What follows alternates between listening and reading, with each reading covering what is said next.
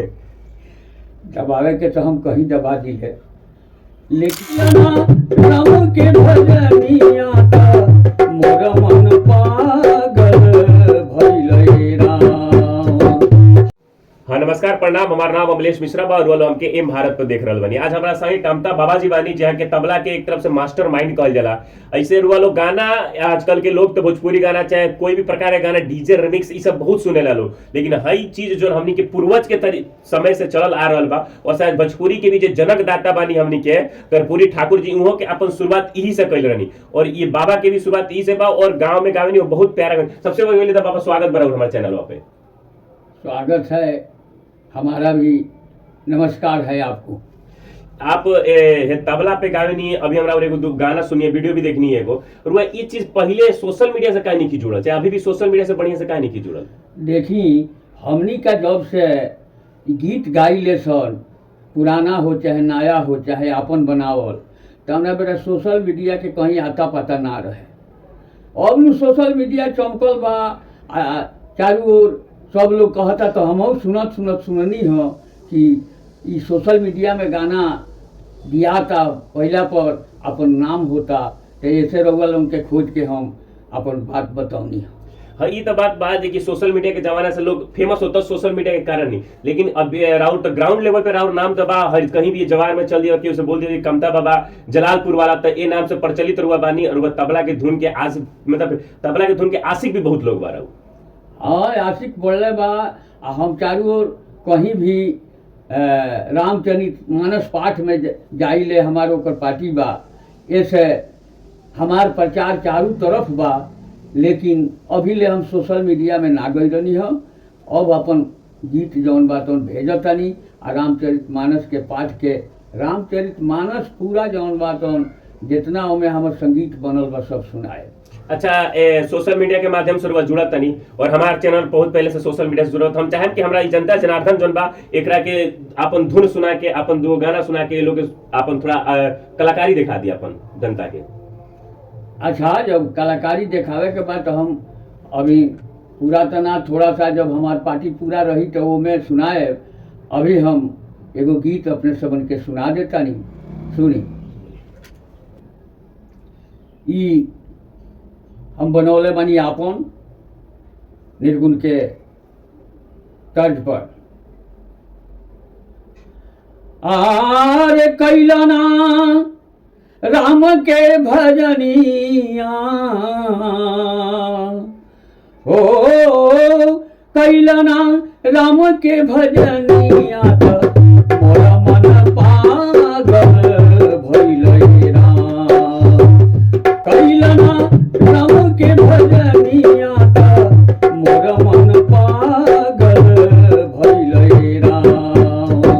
हरि जी के दिहल बिसराई, प्रभु जी के देला बिसराई, माया में लपटा गइले राम। प्रभु जी के दिहल बिसराई, माया में लपटा गइले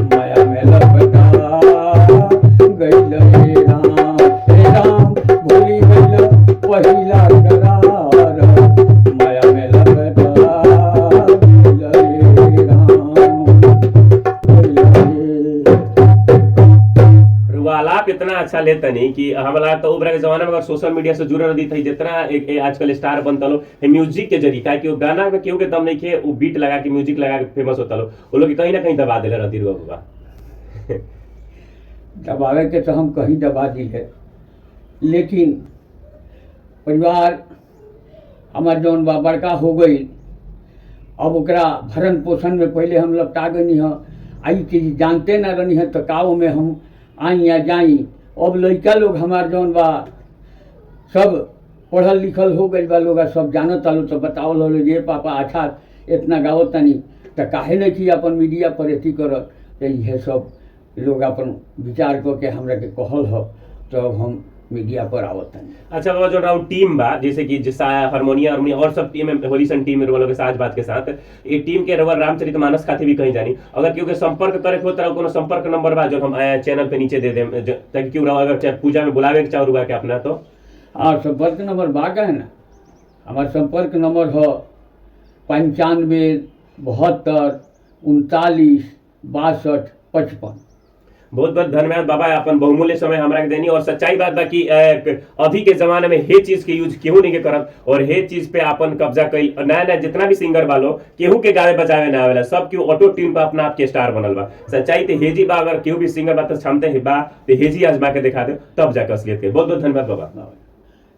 सबसे पहले बात बाकी जो धन्यवाद तो दिए धनी, अब हमरा में इहे एगो खूबी बा जे हम अपना हाथ गाइयो ली ले बजाइयो ली ले। हाँ ये तो बा, बजाइयो लेनी धुन पे और गाला भी इतना अच्छा बा और एकदम। हाँ तो ऐसे हमार पार्टी बहुत बड़का बा, 6-7 आदमी हमारे पार्टी में बाड़े आ हम ओके सप्ताह में 1 दिन 2 गो 4 गो गाना से जौन बा सबका के खुश करे। बहुत जल्द वालों के सामने हो सके तो आज शाम तक या कल सुबह तक के चैनल भी आए वाला बा यूट्यूब पे, फेसबुक पे। अगर रोल नया बन लो हमारा चैनल से पुराना भी बन लो तो जाके के लिंक हम डिस्क्रिप्शन में डाल दें, रोलो फॉलो भी कर लें और सब्सक्राइब कर लें। बहुत बहुत धन्यवाद वालों के।